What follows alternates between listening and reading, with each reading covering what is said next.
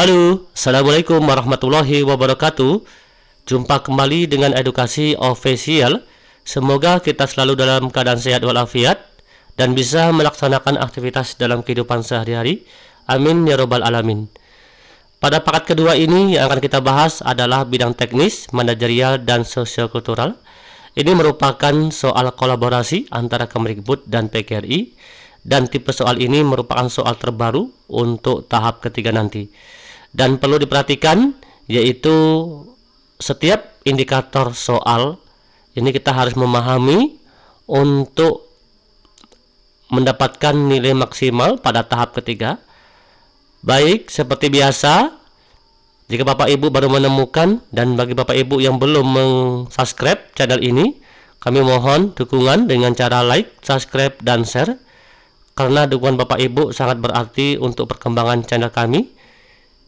Baik, langsung saja kita lihat yaitu bentuk bocoran soal tahap ketiga ini dan paket 2. Oke, perhatikan setiap indikator soal untuk memahami semua soal yang akan kita bahas. Perhatikan di sini adalah soal nomor 1. Model pembelajaran pada abad 21 yang menekankan dihasilkannya produk dan menekankan otonomi belajar sejak mulai merancang, melaksanakan, sampai mengevaluasi. Hasil belajarnya adalah A. Pembelajaran berbasis proyek, B. Pembelajaran kooperatif, C. Bermain peran dan simulasi, D. Pembelajaran diskusi online, E. Pembelajaran kontekstual. Perhatikan indikator pada soal nomor 1. Di sini adalah model pembelajaran pada abad 21. Ada beberapa yang perlu kita ketahui. Namun pada indikator soal ini, di dalam model pembelajaran abad 21 yang menghasilkan produk, ingat, yang menghasilkan produk dan menekankan otonomi belajar sejak dimulai dia merancang, melaksanakan, sampai dia mengevaluasi pada model pembelajaran abad 21. Maka ini merupakan hasil belajar. Kita lihat pembahasan soal nomor 1. Perhatikan pada pola pembahasan model pembelajaran abad 21. Menurut Bosch and Krauss, model pembelajaran berbasis proyek atau PJBL, ya, berbasis proyek, itu adalah sebuah model pembelajaran yang menekankan aktivitas siswa dalam memecahkan berbagai masalah yang bersifat open-ended dan mengaplikasi pengetahuan mereka dalam mengerjakan sebuah proyek untuk menghasilkan sebuah produk otentik tertentu. Nah, di sini adalah yaitu sebuah proyek untuk menghasilkan sebuah produk. Karena kata kunci atau indikator soal nomor 1 adalah tadi menghasilkan produk. Oke ya. Maka jawaban yang benar adalah A. Pembelajaran berbasis proyek di sini. Itu tadi menurut Bosch and Krauss. Sedangkan menurut Thomas, pembelajaran berbasis proyek itu memiliki beberapa prinsip dan perannya, yaitu sentralitis, yang mana pusat dan strategi pembelajaran. Pertanyaan menuntun, yaitu menuntun siswa untuk menemukan konsep. Investigasi konstruktif, yaitu merumuskan pengetahuan yang dibutuhkan. Otonomi adalah otonomi untuk menentukan target sendiri. Realistis, pekerjaan nyata yang sesuai dengan kenyataan. Itu menurut Thomas, ya. Oke. Jadi dari indikator Model pembelajaran abad 21 yang menekankan hasil produk adalah pembelajaran berbasis proyek. Oke ya, paham ya Bapak Ibu ya? Oke, kita lanjut soal nomor 2. Indikator pada soal nomor 2 ini adalah seorang pendidik perlu memahami landasan pendidikan. Salah satu manfaat mempelajari landasan pendidikan bagi pendidik adalah, di sini indikator adalah memahami landasan pendidikan. Apa sih salah satu manfaat landasan pendidikan tersebut? A. Memahami berbagai karakteristik peserta didik sehingga memandang peserta didik sebagai pribadi yang unik. Oke. B. Menumbuhkan sikap berpikir kritis pendidik terhadap perkembangan peserta didik. C. Membantu pendidik dalam menentukan metode pembelajaran yang tepat digunakan dalam situasi tertentu di kelas. D. Meningkatkan perkembangan pola pikir dan pola kerja pendidik tentang bagaimana seharusnya melaksanakan praktek pendidikan. E. Memahami berbagai pasal-pasal dalam Undang-Undang Dasar dan peraturan yang berlaku di Indonesia terkait dengan pendidikan. Oke. Jadi indikator soal ini adalah manfaat dari landasan pendidikan itu. Apa sih salah satunya? Kita lihat. Maka manfaat pemahaman landasan pendidikan itu salah satunya adalah pengembangan wawasan kependidikan, yaitu berkenan dengan berbagai asumsi yang bersifat umum tentang pendidikan harus dipilih dan diadopsi oleh tenaga kependidikan sehingga menjadi cara pandang dan bersikap dalam rangka melaksanakan tugasnya. 2. Meningkatkan perkembangan pola pikir dan pola kerja pendidik tentang bagaimana seharusnya melaksanakan praktek pendidikan.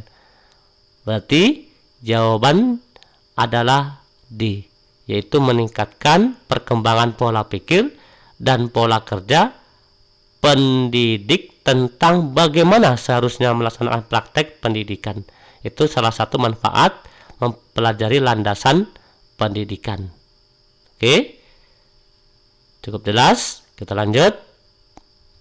Nomor 3. Rendahnya partisipasi peserta didik di kelas mendorong seorang guru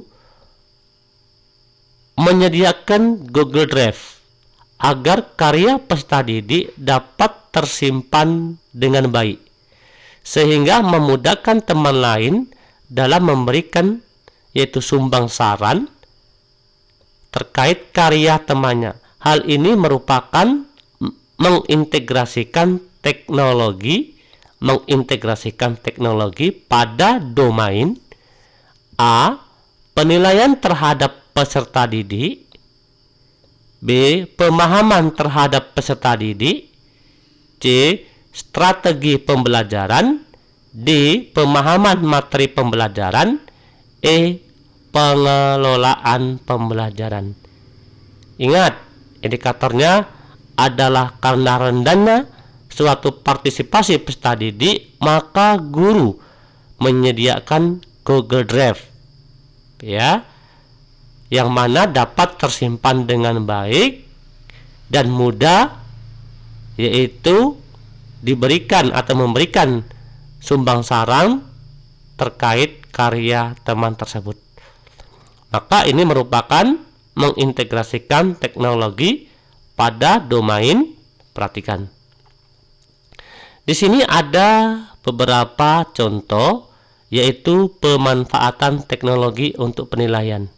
Perhatikan, ya ini contoh pemanfaatan teknologi penilaian. 1.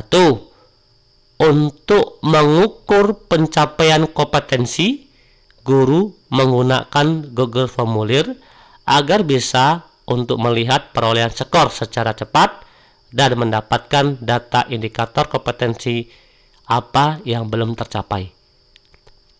2. Contoh pemanfaatan teknologi untuk pemahaman peserta didik, yang mana untuk mengatasi kebosanan peserta didik saat pembelajaran, guru memanfaatkan game edukatif agar peserta didik tertarik dengan pembelajaran. Berarti game edukatif ini tujuannya adalah peserta didik supaya tertarik dengan pembelajaran dan menghindari atau mengatasi kebosanan.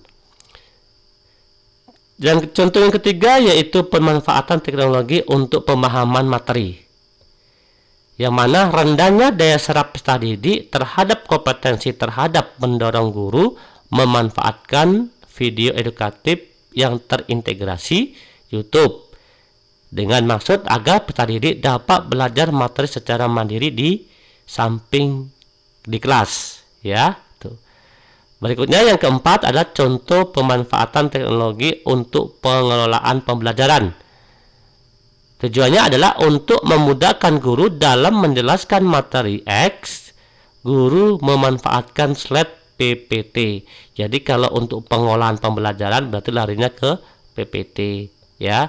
Sedangkan untuk pemahaman materi larinya ke video edukatif, salah satunya YouTube. Dan untuk pemahaman peserta didik, ya, pemahaman peserta didik adalah game, untuk game, dan untuk penilaian adalah menggunakan Google Formulir. Berarti di sini merupakan teknologi pada domain yaitu strategi pembelajaran. Berarti jawabannya adalah C. Tadi sudah jelas pembahasan, karena rendahnya partisipasi peserta didik, guru membuat yaitu Google Drive di sini.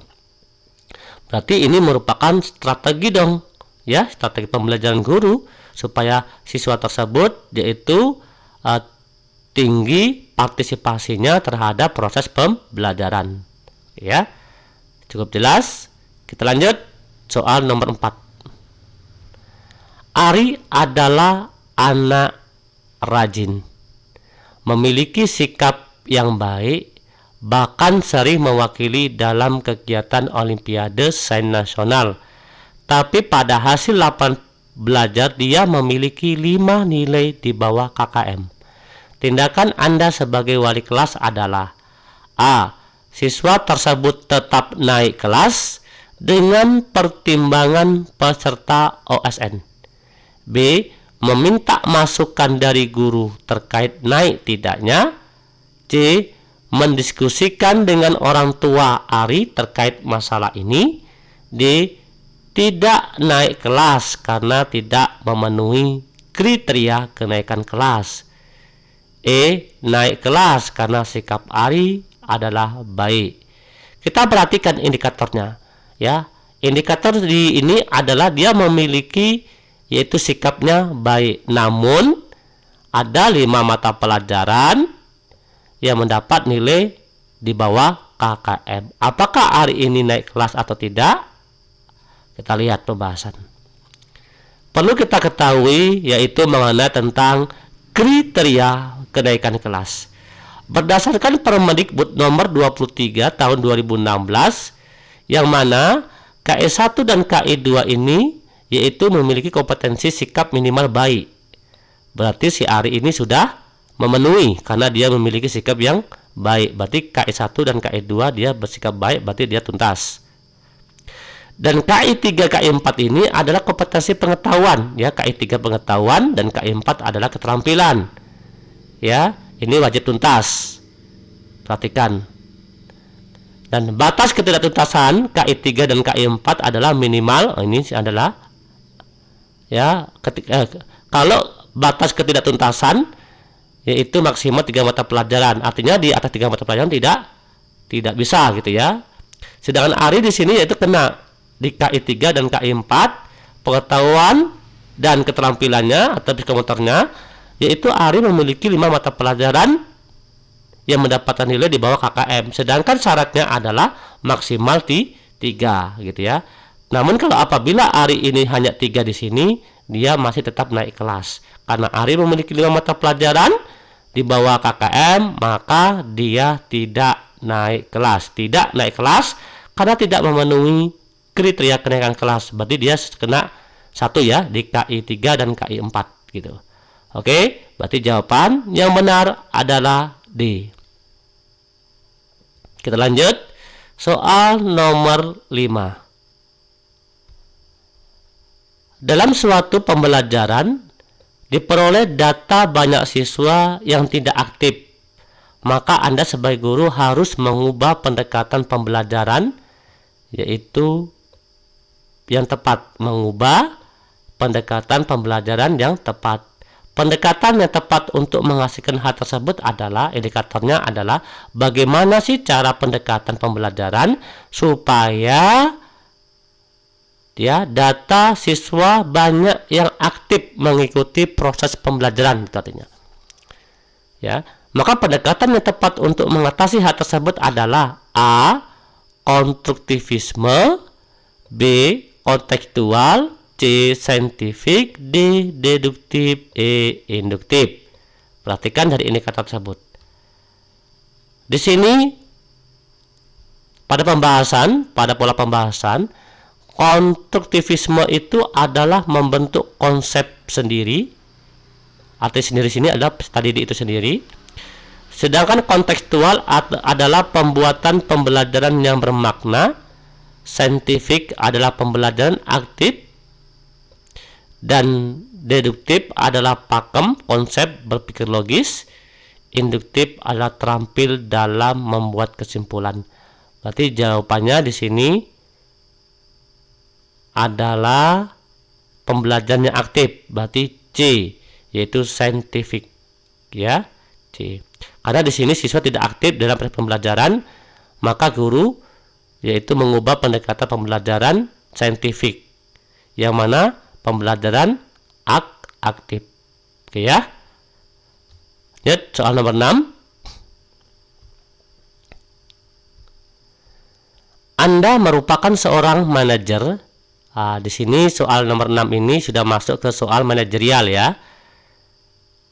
Pada sebuah perusahaan, sudah beberapa bulan ini ada salah satu karyawan yang tidak dapat bekerja dengan baik. Bahkan cenderung menghambat aktivitas di perusahaan. Banyak pekerjaan yang tertunda karena harus menunggu dia menyelesaikan pekerjaannya. Terkadang setelah ditunggu pun hasilnya sangat buruk. Padahal Anda sudah memastikan bahwa beban kerja karyawan tersebut sudah sesuai dengan peraturan dan prosedur perusahaan.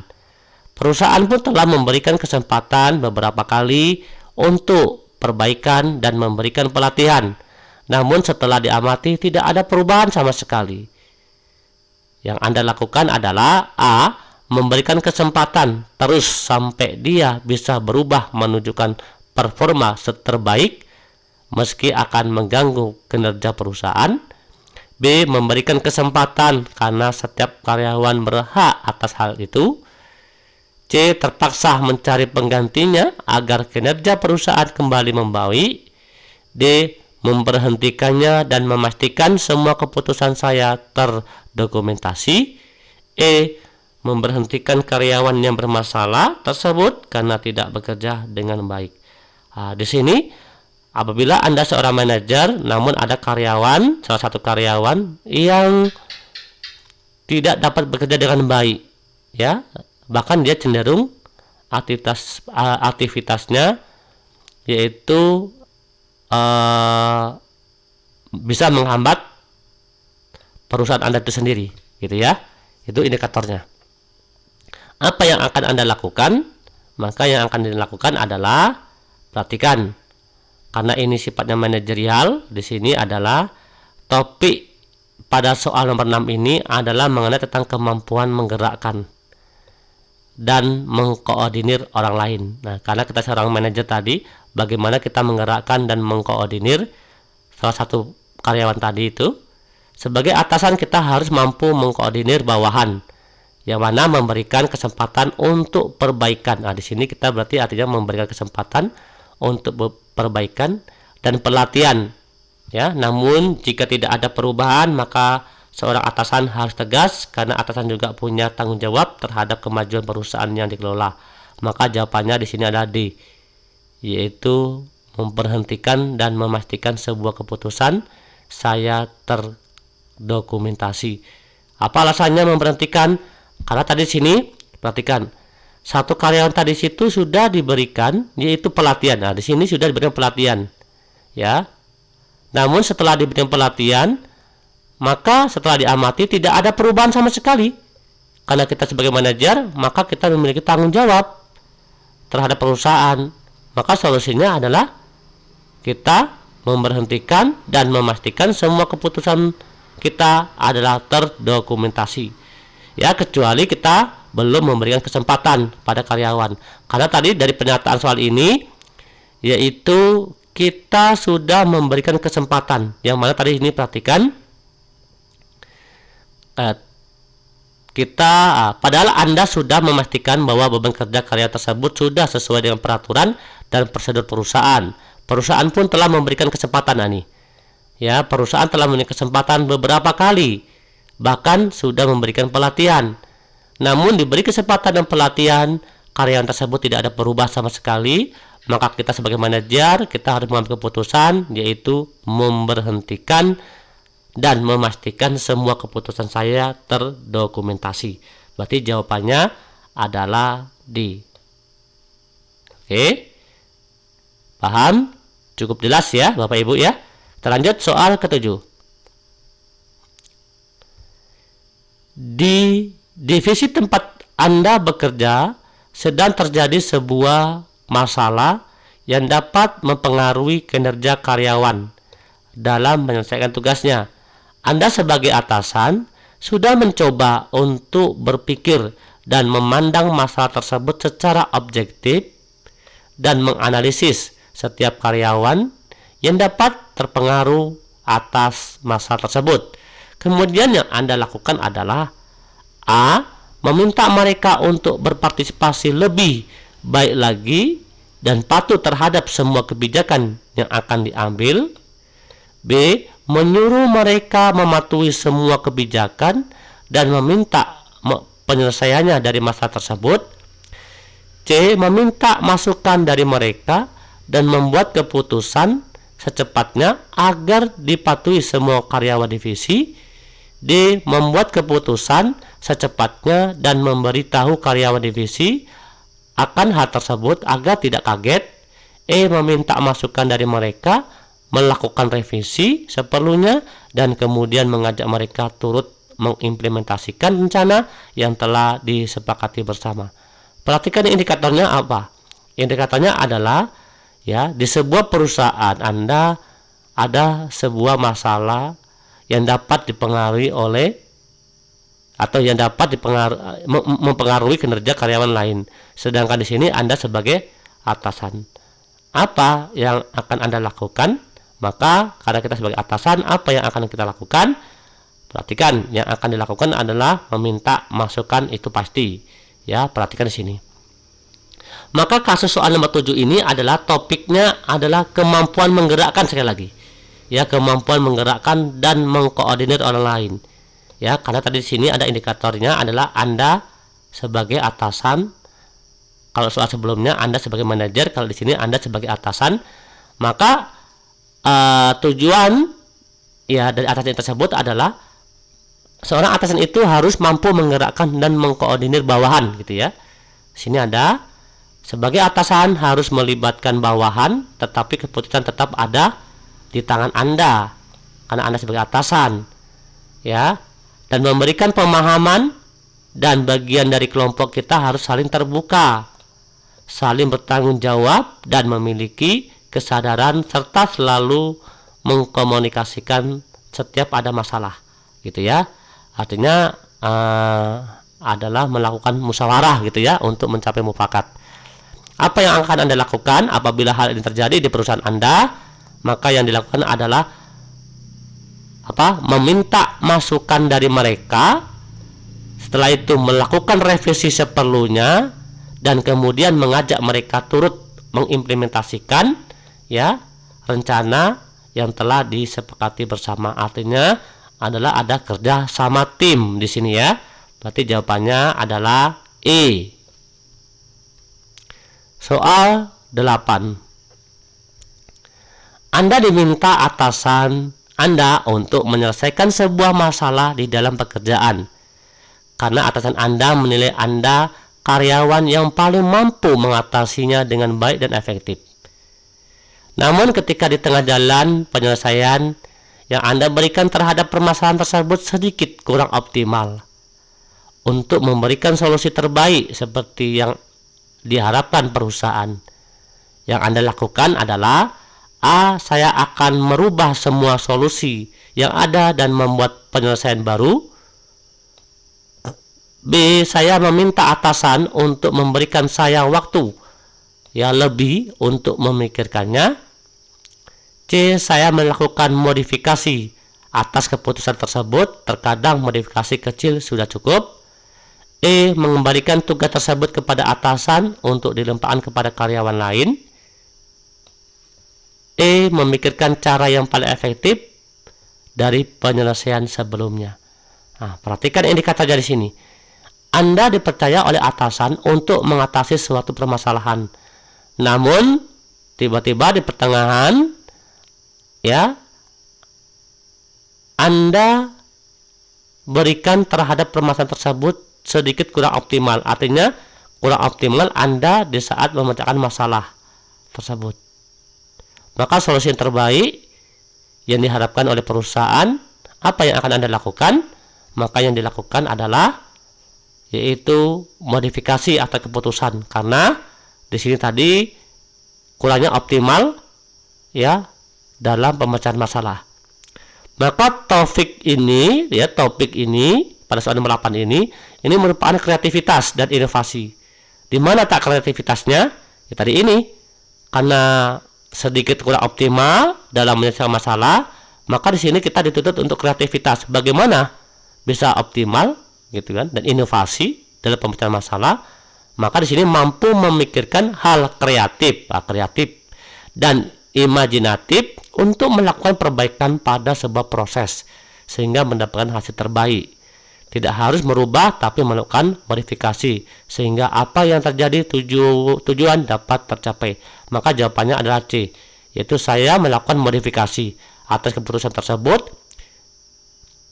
karena terkadang ya modifikasi kecil sudah cukup gitu ya. Jadi tidak perlu kita merubah, karena di sini cuma kurang optimal, bukan tidak baik ya, namun karena optimal maka kita harus melakukan modifikasi supaya penyelesaian tersebut bisa lebih optimal gitu ya. Oke, berarti jawabannya C. Lanjut soal nomor 9.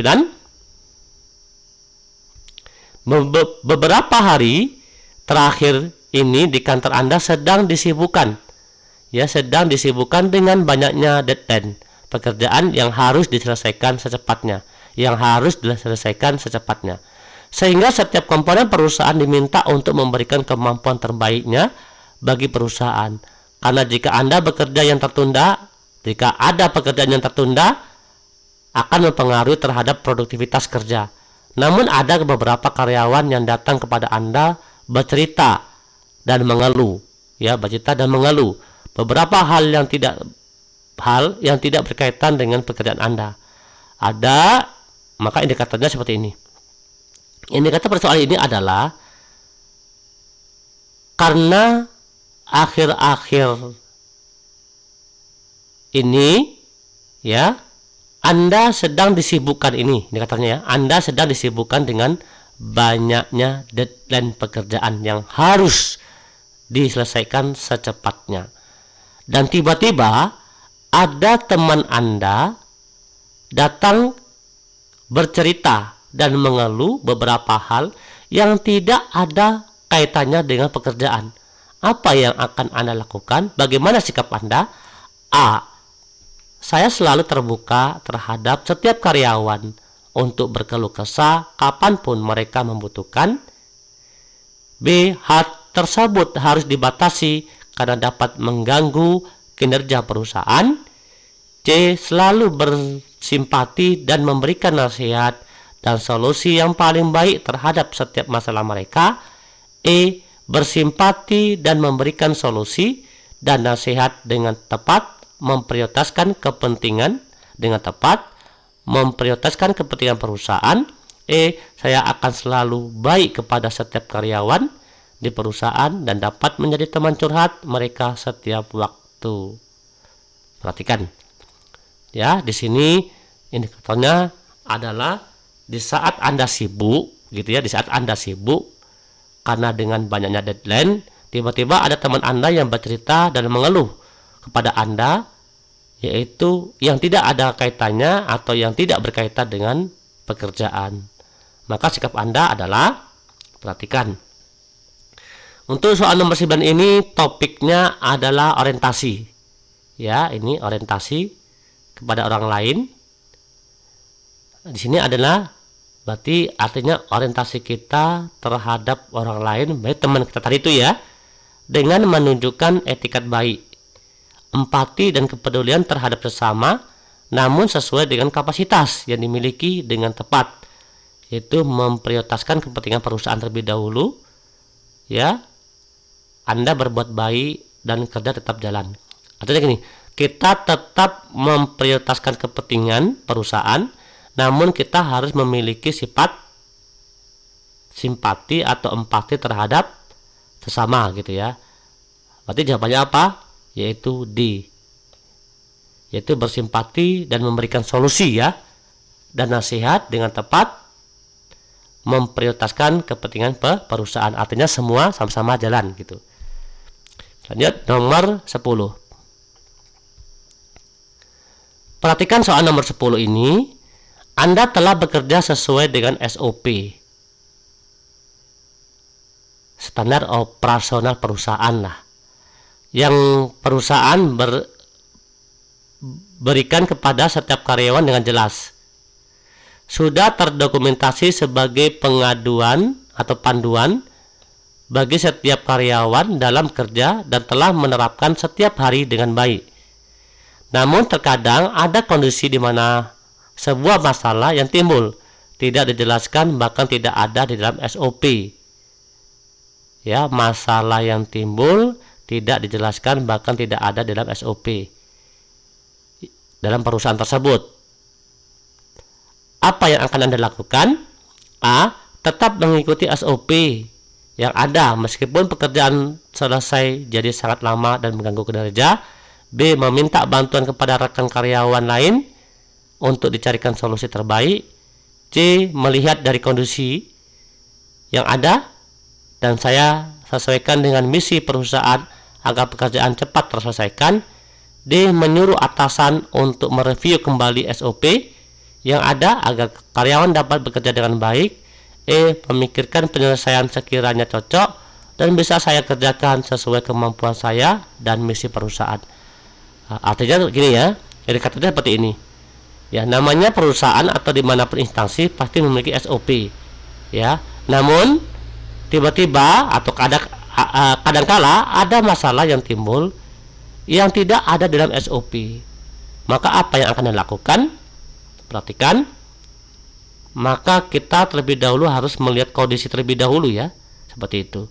Maka topik pembahasan ini adalah mengenai tentang kemampuan bekerja mandiri dan tuntas, yang mana menunjukkan sikap bertanggung jawab terhadap pekerjaan, sikap bertanggung jawab terhadap pekerjaan dengan tidak menyalahi tujuan perusahaan dan menyelesaikan pekerjaan secara cepat. Berarti di sini yang harus kita lakukan adalah melihat dari kondisi yang ada dan saya sesuaikan dengan visi perusahaan agar pekerjaan cepat terselesaikan. Berarti kita lihat kondisi terlebih dahulu. Berarti jawabannya adalah C. Oke, nomor 11. Untuk nomor 11 ini adalah sosiokultural. Namun di sini kita buat yaitu jawaban terbaik ya, Bapak Ibu ya, jawaban terbaik. Perhatikan. Jika Siska adalah seorang mahasiswi kedokteran ya di salah satu universitas terkenal di Indonesia, di tengah perkuliahan dia mengalami depresi berat karena kedua orang tuanya meninggal dunia akibat kecelakaan, sehingga dia berobat sampai sembuh dan dapat menyelesaikan kuliahnya. Setelah selesai kuliah, dia ingin melanjutkan sekolah spesialis, tetapi ditolak oleh panitia seleksi karena ada riwayat gangguan kejiwaan.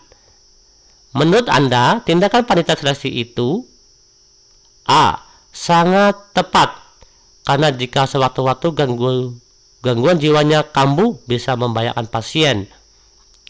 B. Tidak tepat karena melanggar HAM. C. Seharusnya diterima saja karena dia sudah sembuh dan tidak akan berpengaruh apa-apa karena dia sudah sembuh. D. Seharusnya panitia seleksi memberikan kesempatan pada Siska, memberikan kesempatan. E. Tepat karena orang dengan riwayat gangguan jiwa bisa meresahkan.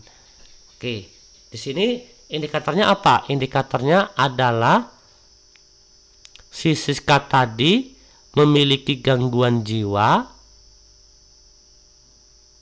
ya. Namun di sini dia sudah berobat gitu ya.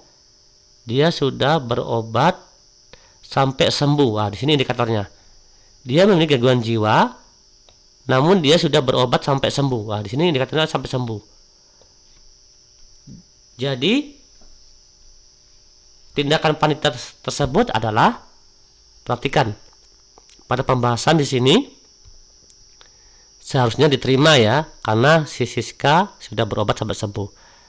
Ini merupakan kompetensi sosial kultural, dibedakan menjadi level, beberapa level ya, perlu kita ketahui supaya mudah nanti Bapak Ibu dalam ujian. Level 1 namanya kompetensi sosial kultural itu apa? Yaitu pemahaman dalam pengembangan dan dibagi menjadi 3, yaitu memahami, menerima, dan peka. Nah, ini level 1 ya, memahami, menerima, dan peka. Ini adalah level 1 pada bidang sosiokultural. Terbuka dan bisa belajar, bisa bekerja sama. Nah, ini adalah merupakan level 1, yaitu memahami, menerima, dan peka, terbuka sifatnya, bisa belajar, bisa bekerja sama. Ini masuk level ke-1, yaitu pemahaman dalam pengembangan sosiokultural. Untuk soal ini Siska harus bisa memahami ya, Siska harus bisa memahami, menerima, dan peka. Seharusnya diterima saja karena dia sudah sembuh dan tidak akan berpengaruh apa-apa. Berarti jawabannya C. Seharusnya diterima saja karena dia sudah sembuh gitu ya. Oke, lanjut nomor 12. Dalam suatu rapat Dewan Guru, pendapat saya ditolak oleh peserta rapat. Sikap yang akan saya lakukan adalah, di sini tanya sikap. A. Berlapang dada menerima penolakan itu. B. Tidak terima dan langsung meninggalkan tempat rapat. C. Berusaha keras meyakinkan peserta rapat untuk menerima pendapat saya. D. Menghargai perbedaan pendapat. E. Dengan berat hati menerima penolakan dan mengikuti rapat hingga selesai. Perhatikan ya, di dalam rapat tiba-tiba pendapat saya ditolak. Bagaimana sikap Anda? Maka sikapnya harus berlapang dada, yaitu menerima penolakan itu, gitu ya. Maka di sini jawabannya adalah yang A. Apa alasannya? Untuk soal ini sikap kita seharusnya bisa terbuka dan mau belajar. Nah, di sini sifat terbuka tersebut adalah yaitu berlapang dada, ya, atau sifat terbukanya adalah menerima penolakan, gitu ya. Ya kita terimalah, terbukalah gitu, dan mau belajar dengan orang lain. Maka berlapang dada menerima penolakan itu, gitu ya. Berarti terbuka dan mau belajar. Berarti terbukanya apa dan mau belajarnya apa? Yaitu berlapang dada menerima penolakan itu, gitu ya. Maka jawabannya adalah A. Soal nomor 13. Setiap tahun atasanmu mengajukan cuti untuk kegiatan keagamaan dan melimpahkan pekerjaannya kepada Anda. Bagaimana sikap Anda? A. Menanyakan kepada bagian kepegawaian apakah melimpahkan pekerjaan atasan menjadi keharusan untuk Anda laksanakan. B. Menanyakan kepada atasan tentang kegiatan keagamaan tersebut dan mengucapkan selamat melaksanakan aktivitas ibadah. C. Bertanya kepada rekan-rekan dan mencari literatur tentang kegiatan keagamaan yang atasan laksanakan. D. Bisa saja karena atasan biasa begitu. E. Membantu pekerjaan atasan tersebut karena bisa jadi Anda saat cuti juga melimpahkan pekerjaan kepada atasan Anda.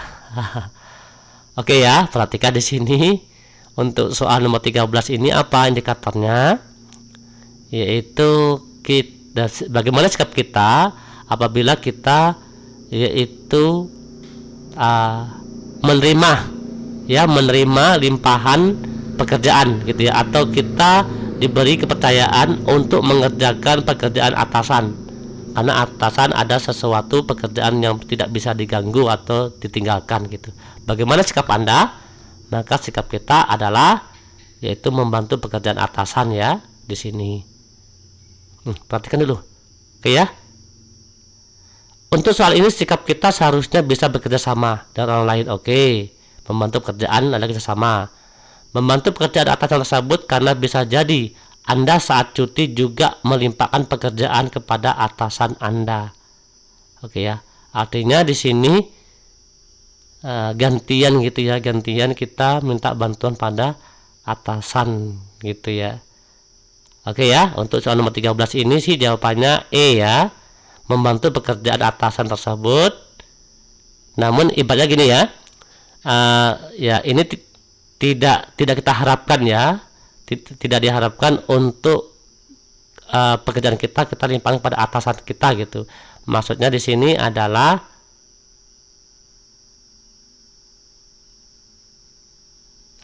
karena di sini ya opsi A, B, C, D, E ini jawaban yang paling tepat adalah yang E ya, betul ya, membantu pekerjaan atasan tersebut ya. Namun kita anggap ini tidak adalah karena bisa jadi Anda saat cuti juga melimpahkan pekerjaan kepada atasan Anda. Artinya sini cuti sini tersebut mungkin ya sifatnya darurat ya, darurat gitu ya. Oke. Berarti E jawabannya nomor 13. Nomor 14. Suatu hari Anda sedang rapat bersama para pimpinan. Salah seorang pimpinan mengeluarkan pendapatnya, namun Anda tidak setuju dengan pendapat tersebut. Maka yang Anda lakukan adalah A. Langsung mengeluarkan pendapat Anda juga meskipun ia pimpinan. B. Menutup mulut karena tidak mau membantah pimpinan. C. Mengiyakan saja untuk menyetujui pendapat pimpinan tersebut. D. Meninggalkan ruangan rapat karena Anda geram dengan pimpinan Anda. E. Bisa saja karena hal tersebut sudah sering terjadi. Oke ya, apa yang Anda lakukan apabila ada seorang pimpinan mengeluarkan pendapat namun tidak Anda setujui atau Anda tidak setuju dengan pendapat pimpinan tersebut gitu ya. Oke. Untuk kasus ini soal 14 ini adalah level kedua ya, yaitu sosial kultural level kedua. Karena untuk sosial kultural tadi ada dua level ya, pemahaman yang pertama tadi. Kalau level keduanya itu sifatnya basic, yang mana peran aktif Anda dalam mengembangkan sikap saling menghargai, menekankan perasaan dan persatuan harus memenuhi di sini ada peduli dan menghargai pendapat perbedaan, membangun hubungan baik, bersikap tenang dan mengendalikan emosi. Ya, untuk soal ini jawaban yang tepat adalah yang A. Ya, langsung mengeluarkan pendapat Anda juga meskipun ia pimpinan. Itu lebih efektif ya, lebih baik ya daripada kita diam namun hasilnya tidak sesuai, atau apa kita mengiyakan tadi tidak sesuai atau meninggalkan ruang rapat apalagi tidak bagus seperti itu ya. Maka jawabannya A, langsung mengeluarkan pendapat di saat rapat juga itu ya. Oke.